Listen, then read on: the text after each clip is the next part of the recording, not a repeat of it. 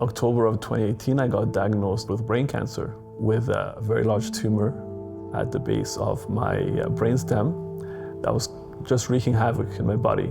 It was causing synovial fluid not to flow from my brain and down my spine, and so my head was just saturated with brain fluid to the point where I was told that I was going to die.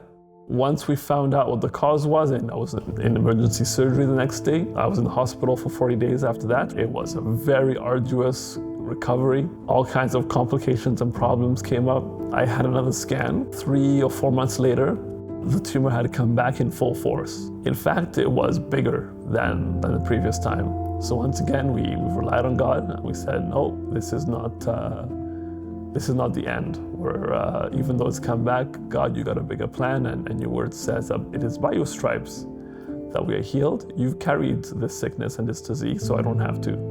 So we're relying on your grace, we receive your grace, and we thank you, God, that you've got this. Humanly, there was nothing possible. There was no chance of survival. I was told that I was going to die by several doctors.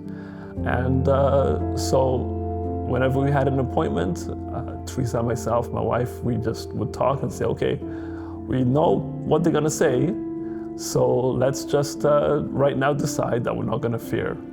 Let's just right now decide that we're not gonna take what they say and let that be the story of our life. But the story of our life is gonna be what the word says.